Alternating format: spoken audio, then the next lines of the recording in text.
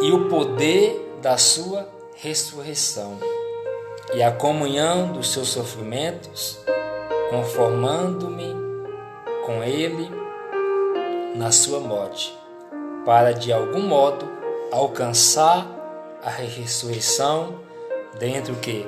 Dentre os mortos, que é o quê? Que é a vida eterna, né? Que é a salvação eterna. O apóstolo Paulo falando aqui aos cristãos, ao povo de Filipenses. Tá vendo, igreja? É Jesus Cristo. A solução para nós hoje, para nossa família, é Jesus Cristo. Não existe o homem, não existe eu, não existe você. É Deus e acabou. A solução hoje é Deus, igreja. A gente está vendo as coisas erradas, a gente tenta dar conselho, a gente tenta falar e as pessoas não querem nada, né? Mas é a gente continuar lutando, insistir, porque é uma alma, né? É uma alma, e a nossa luta não é com ela, a nossa luta é contra a força espiritual, que faz de tudo para que nós não venhamos ganhar essa alma, né? Mas nós temos que perseverar. Nós temos que perseverar, porque o mais importante é a ressurreição eterna. Não é o que nós adquirimos aqui pela misericórdia de Deus, mas é a vida eterna, a salvação eterna que está em jogo. E Deus, o propósito de Deus de enviar seu Filho para morrer por nós todos, é isso, igreja. É a vida eterna, é a salvação eterna. Nós não levamos nada deste mundo, né? Deixa a casa aí, até a aposentadoria eles cortam. Não é verdade? Porque não era para acontecer isso, né? Era para ficar para quem está vivo. Mas eles cortam, né? Você trabalha, é uma luta. E quando se aposenta, já está numa certa idade. Aí chega uma hora que Deus chama e aquela aposentadoria é cortada. A casa fica, né? Fica os netos, fica as netas, fica os filhos. Então é aproveitar cada momento que Deus nos dá na presença dele e exaltar ele. Se Deus nos dá a liberdade, se Deus nos dá a autoridade para exaltar algo que nós estamos vendo que está errado, tem que exaltar. Nós não podemos aceitar, porque o diabo quer isso. O diabo quer que aceite o errado, né? Porque está assim hoje em dia, né? O errado é o certo e o certo é o errado, né? Está assim hoje em dia. E nós não podemos aceitar, porque com Deus é sim, sim, não, não. Acabou. Se está errado, está errado. Se está certo, está certo. E nós não podemos ser conviventes com o erro, né? Nós não podemos ser cúmplices de coisas erradas. Temos que exaltar. Nós não podemos só assistir o mal feito e não poder falar nada. E aí Deus fica onde? Porque Deus nos deu autoridade. Deus está mostrando que as coisas estão sendo erradas. Deus está mostrando para nós, para a gente corrigir, né? Para a gente falar com aquela pessoa, tá errado isso aí. Não é desse jeito que você tem que fazer. Não é assim que você tem que ensinar. É dessa maneira que você tem que ensinar seus filhos. Não é verdade?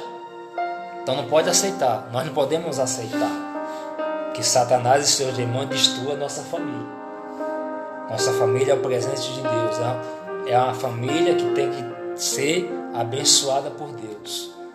Está escrito, nós temos que buscar pelos nossos, porque se nós não buscar pela nossa família, somos pior do que eles, porque eles não vão buscar por eles. Então, se Deus nos escolheu no meio deles, é porque Deus nos deu capacidade, confiança, porque Ele sabe que a nossa fé nele, nós vamos conseguir, né, trazer eles para a presença de Deus, né? Com a nossa fé nele, com a nossa intimidade, com a nossa comunhão. E é fácil? Não é. É da noite, é do dia para a noite, não é? Não é fácil, né? Não é fácil.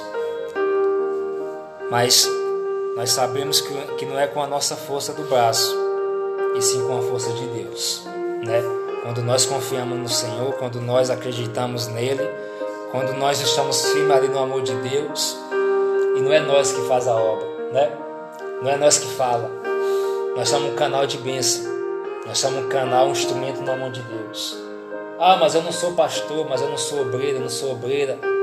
E para ser usado por Deus tem que ser obreiro, né? Tem que ser pastor para ser usado por Deus? Não. Não tem que ser pastor, tem que ser bispo, tem que ser apóstolo para ser usado por Deus. Só basta o quê? Reconhecer Ele na sua vida. Só basta você dar lugar ao Senhor, dar lugar ao Espírito Santo. Você dá lugar ao Espírito Santo e Deus usa. Porque nós temos um exemplo na Bíblia. Daniel foi acusado, né, de uma coisa que ele não fez. Mas se o rei decretou, ele tem que cumprir, né? Ele tem que cumprir. Então ele cumpriu. Mas ele cumpriu com o coraçãozinho apertado. Porque ele sabia que Daniel não fez mal algum, né? Mal algum. E o que foi que o rei fez? Jejuou. Passou a madrugada falando com Deus. Você vê que o rei nem servia ao Senhor.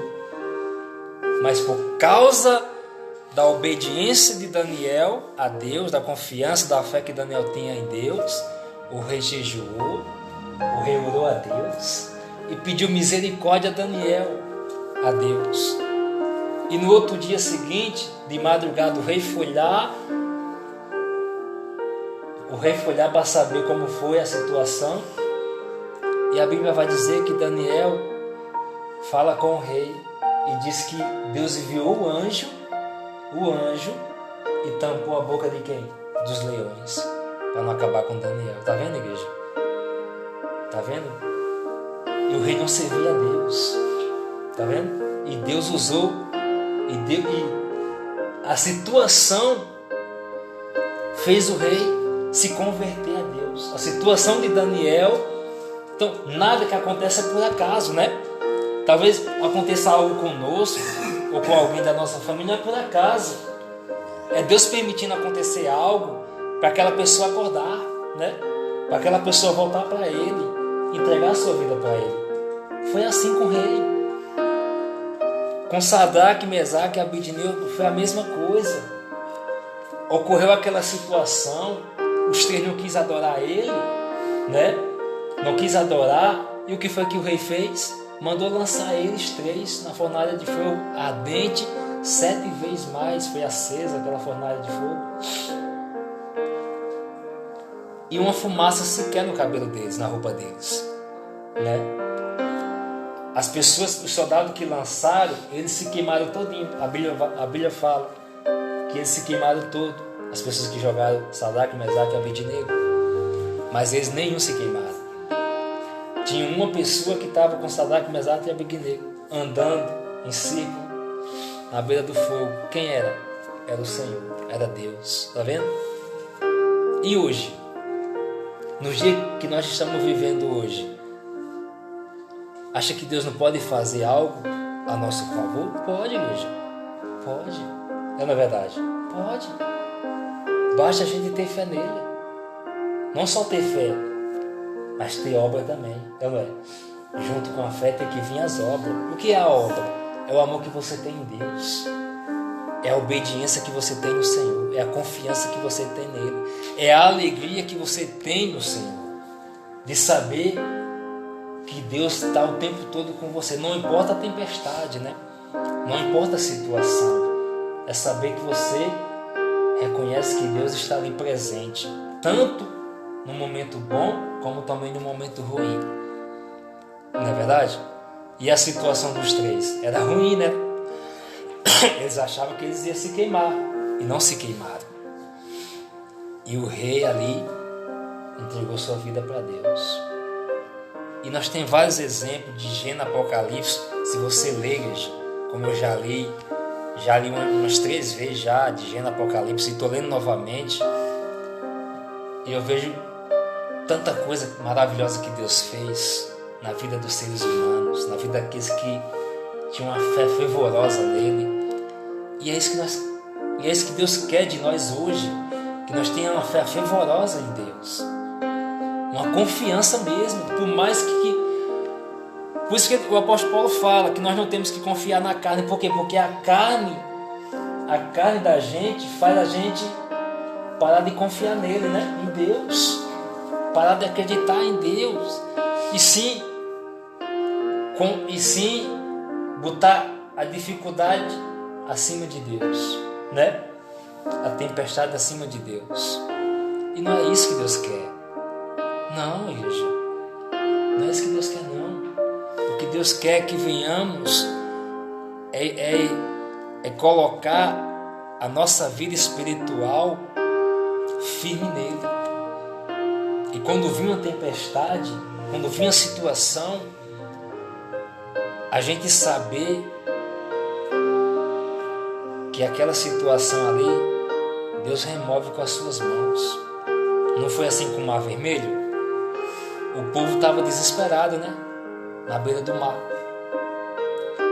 E Moisés, ali falando com Deus, e Deus falou: por que clamas a mim, Moisés? Diga o povo que marche.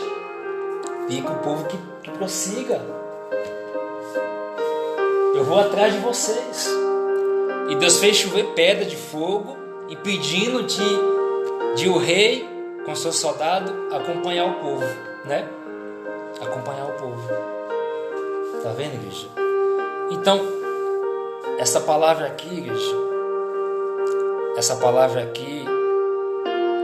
vamos guardar em nosso coração e colocar em prática. Amém? Nessa terra, né? Nesse mundo que nós estamos vivendo hoje, que se nós olhar com os olhos da carne, a gente se entristece, não é verdade? Se entristece que a gente está vendo, né? A bagaceira aí. A gente se entristece. Então, vamos nos alegrar que a cada dia, a cada oportunidade, Deus pode mudar a nossa vida. É ou não é verdade? Deus pode mudar a vida da nossa família. Não é verdade, igreja? Porque nós não podemos aceitar, né? Nós não podemos aceitar o diabo destruir a vida dos netos, das netas, dos filhos, né? Das filhas. Não, nós não podemos aceitar. Nós temos que lutar. E para nós vencer é unida, igreja. É a igreja unida em oração, intercessão. É a igreja sempre em oração, ajudando um ao outro. E assim Deus vai fortalecendo, e assim Deus vai abrindo os caminhos, vai abrindo as portas, e Deus vai abençoando em todas as áreas. Não é verdade? Em nome de Jesus. Amém? Glória a Deus.